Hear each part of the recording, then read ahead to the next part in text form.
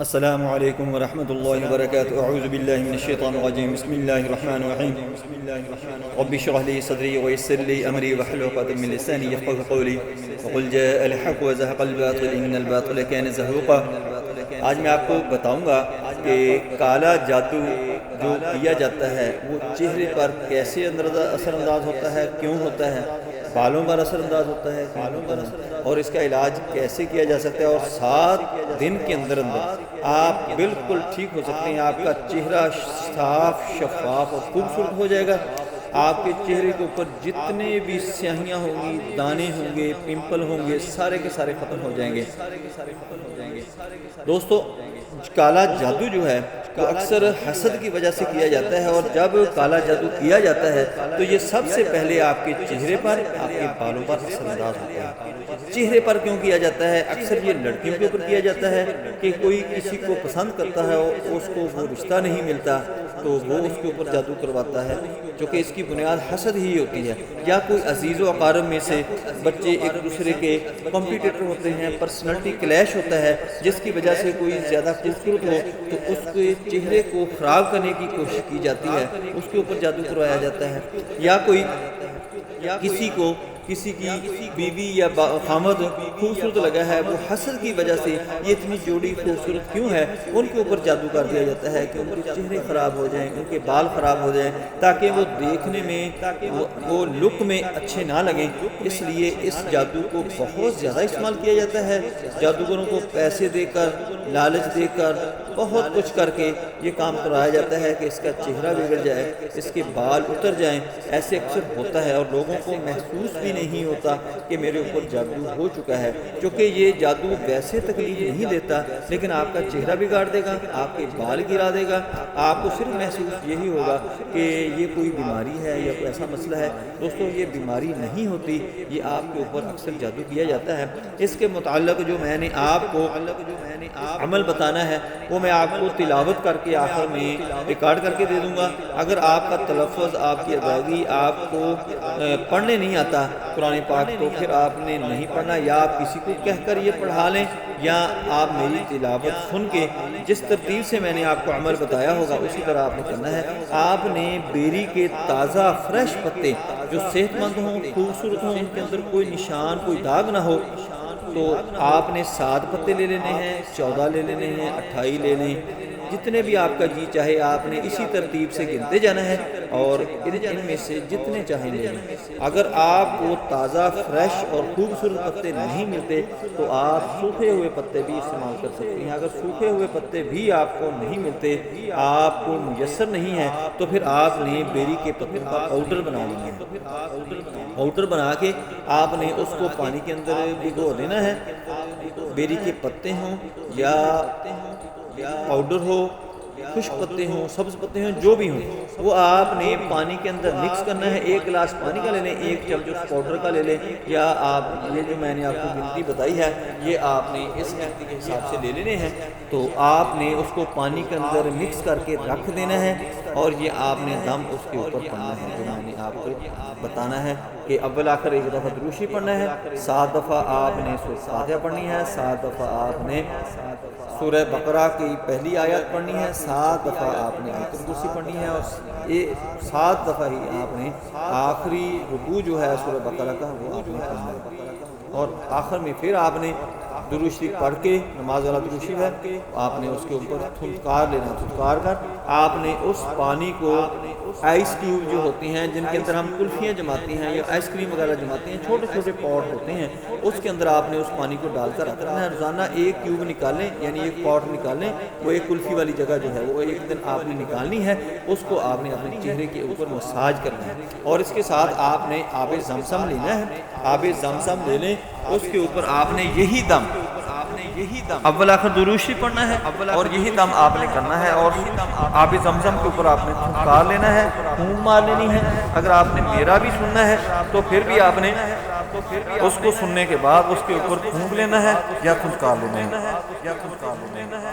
اس پانی کو آپ نے روئی کے ساتھ رات کو سونے سے پہلے، جب آپ نے سونا ہے اس سے پہلے آپ نے کاٹن لے لینی ہے، یعنی روئی، اس پانی کے اندر، آب زمزم کے اندر آپ نے بھگونی ہے۔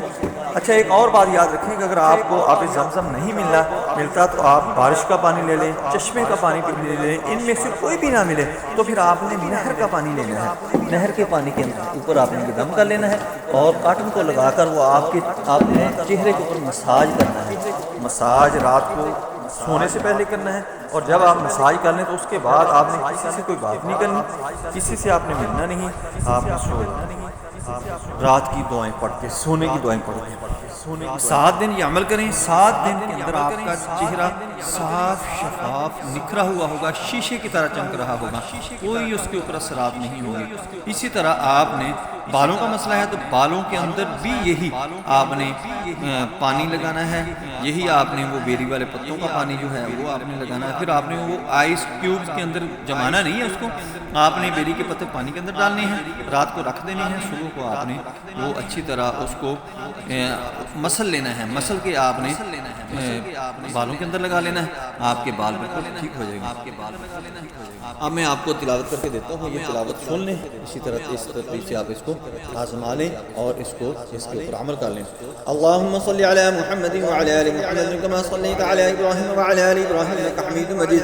अल्लाहुम्मा बारिक अला मुहम्मद व अला आलि मुहम्मद कमा बारकता अला इब्राहीम व अला आलि इब्राहीम इन्नका हमीदुम मजीद। बिस्मिल्लाहिर्रहमानिर्रहीम। अल्हम्दुलिल्लाहि रब्बिल आलमीन अर्रहमानिर रहीम मालिकि यौमिद्दीन इय्याका नअबुदु व इय्याका नस्तईन इहदिनस सिरातल मुस्तक़ीम सिरातल लज़ीना अनअमता अलैहिम गैरिल मग़्दूबि अलैहिम वलद्दाल्लीन आमीन। बिस्मिल्लाहिर रहमानिर रहीम। अल्हम्दुलिल्लाहि रब्बिल आलमीन अर्रहमानिर रहीम मालिकि यौमिद्दीन इय्याका नअबुदु व इय्याका नस्तईन इहदिनस सिरातल मुस्तक़ीम सिरातल लज़ीना अनअमता अलैहिम गैरिल मग़्दूबि अलैहिम वलद्दाल्लीन आमीन। बिस्मिल्लाहिर रहमानिर रहीम। الحمد لله رب العالمين الرحمن الرحيم مالك يوم الدين إياك نعبد وإياك نستعين اهدنا الصراط المستقيم صراط الذين أنعمت عليهم غير المغضوب عليهم ولا الضالين آمين. بسم الله الرحمن الرحيم. الحمد لله رب العالمين الرحمن الرحيم مالك يوم الدين إياك نعبد وإياك نستعين اهدنا الصراط المستقيم صراط الذين أنعمت عليهم غير المغضوب عليهم ولا الضالين آمين. بسم الله الرحمن الرحيم. الحمد لله رب العالمين الرحمن الرحيم مالك يوم الدين إياك نعبد وإياك نستعين اهدنا الصراط المستقيم صراط الذين أنعمت عليهم غير المغضوب عليهم ولا الضالين آمين. بسم الله الرحمن الرحيم. الحمد لله رب العالمين الرحمن الرحيم مالك يوم الدين إياك نعبد وإياك نستعين اهدنا الصراط المستقيم صراط الذين أنعمت عليهم غير المغضوب عليهم ولا الضالين آمين. بسم الله الرحمن الرحيم. الحمد لله رب العالمين الرحمن الرحيم مالك يوم الدين إياك نعبد وإياك نستعين اهدنا الصراط المستقيم صراط الذين أنعمت عليهم غير المغضوب عليهم ولا الضالين آمين. بسم الله الرحمن الرحيم. ألف لام ميم ذلك الكتاب لا ريب فيه هدى للمتقين الذين يؤمنون بالغيب ويقيمون الصلاة ومما رزقناهم ينفقون والذين يؤمنون بما أنزل إليك وما أنزل من قبلك وبالآخرة هم يوقنون أولئك على هدى من ربهم وأولئك هم المفلحون. بسم الله الرحمن الرحيم. ألف لام ميم ذلك الكتاب لا ريب فيه هدى للمتقين الذين يؤمنون بالغيب ويقيمون الصلاة ومما رزقناهم ينفقون والذين يؤمنون بما أنزل إليك وما أنزل من قبلك وبالآخرة هم يوقنون أولئك على هدى من ربهم وأولئك هم المفلحون. بسم الله الرحمن الرحيم. ألف لام ميم ذلك الكتاب لا ريب فيه هدى للمتقين الذين يؤمنون بالغيب ويقيمون الصلاة ومما رزقناهم ينفقون والذين يؤمنون بما أنزل إليك وما أنزل من قبلك وبالآخرة هم يوقنون أولئك على هدى من ربهم وأولئك هم المفلحون. بسم الله الرحمن الرحيم. ألف لام ميم ذلك الكتاب لا ريب فيه هدى للمتقين الذين يؤمنون بالغيب ويقيمون الصلاة ومما رزقناهم ينفقون والذين يؤمنون بما أنزل إليك وما أنزل من قبلك وبالآخرة هم يوقنون أولئك على هدى من ربهم وأولئك هم المفلحون. بسم الله الرحمن الرحيم. ألف لام ميم ذلك الكتاب لا ريب فيه هدى للمتقين الذين يؤمنون بالغيب ويقيمون الصلاة ومما رزقناهم ينفقون والذين يؤمنون بما أنزل إليك وما أنزل من قبلك وبالآخرة هم يوقنون أولئك على هدى من ربهم وأولئك هم المفلحون. بسم الله الرحمن الرحيم. ألف لام ميم ذلك الكتاب لا ريب فيه هدى للمتقين الذين يؤمنون بالغيب ويقيمون الصلاة ومما رزقناهم ينفقون والذين يؤمنون بما أنزل إليك وما أنزل من قبلك وبالآخرة هم يوقنون أولئك على هدى من ربهم وأولئك هم المفلحون. بسم الله الرحمن الرحيم. ألف لام ميم ذلك الكتاب لا ريب كريم. هدى للمتقين الذين يؤمنون بالغيب ويقيمون الصلاة ومما رزقناهم ينفقون والذين يؤمنون بما أنزل إليك وما أنزل من قبلك وبالآخرة يوقنون أولئك على هدى من ربهم وأولئك هم المفلحون. بسم الله الرحمن الرحيم. الله لا إله إلا هو الحي القيوم لا تأخذه سنة ولا نوم له ما في السماوات وما في الأرض من ذا الذي يشفع عنده إلا بإذنه يعلم بين أيديهم وما خلفهم ولا يحيطون بشيء من علمه إلا بما شاء وسع كرسيه السماوات والأرض ولا يؤوده حفظهما وهو العلي العظيم. الله لا إله إلا هو الحي القيوم لا تأخذه سنة ولا نوم له ما في السماوات وما في الأرض من ذا الذي يشفع عنده إلا بإذنه يعلم بين أيديهم وما خلفهم ولا يحيطون بشيء من علمه إلا بما شاء وسع كرسيه السماوات والأرض ولا يؤوده حفظهما وهو العلي العظيم. الله لا إله إلا هو الحي القيوم لا تأخذه سنة ولا نوم له ما في السماوات وما في الأرض من ذا الذي يشفع عنده إلا بإذنه يعلم بين أيديهم وما خلفهم ولا يحيطون بشيء من علمه إلا بما شاء وسع كرسيه السماوات والأرض ولا يؤوده حفظهما وهو العلي العظيم. الله لا إله إلا هو الحي القيوم لا تأخذه سنة ولا نوم له ما في السماوات وما في الأرض من ذا الذي يشفع عنده إلا بإذنه يعلم بين أيديهم وما خلفهم ولا يحيطون بشيء من علمه إلا بما شاء وسع كرسيه السماوات والأرض ولا يؤوده حفظهما وهو العلي العظيم. الله لا إله إلا هو الحي القيوم لا تأخذه سنة ولا نوم له ما في السماوات وما في الأرض من ذا الذي يشفع عنده إلا بإذنه يعلم بين أيديهم وما خلفهم ولا يحيطون بشيء من علمه إلا بما شاء وسع كرسيه السماوات والأرض ولا يؤوده حفظهما وهو العلي العظيم. الله لا إله إلا هو الحي القيوم لا تأخذه سنة ولا نوم له ما في السماوات وما في الأرض من ذا الذي يشفع عنده إلا بإذنه يعلم بين أيديهم وما خلفهم ولا يحيطون بشيء من علمه إلا بما شاء وسع كرسيه السماوات والأرض ولا يؤوده حفظهما وهو العلي العظيم. الله لا إله إلا هو الحي القيوم لا تأخذه سنة ولا نوم له ما في السماوات وما في الأرض من ذا الذي يشفع عنده إلا بإذنه يعلم بين أيديهم وما خلفهم ولا يحيطون بشيء من علمه إلا بما شاء وسع كرسيه السماوات والأرض ولا يؤوده حفظهما وهو العلي العظيم. بسم الله الرحمن الرحيم. لله ما في السماوات وما في الأرض وإن تبدوا ما في أنفسكم وتخفوه يحاسبكم به الله ويغفر لمن يشاء ويعذب من يشاء والله على كل شيء قدير. آمن الرسول بما أنزل إليه من ربه والمؤمنون كل آمن بالله وملائكته وكتبه ورسله لا نفرق بين أحد من رسله وقالوا سمعنا وأطعنا غفرانك ربنا وإليك المصير.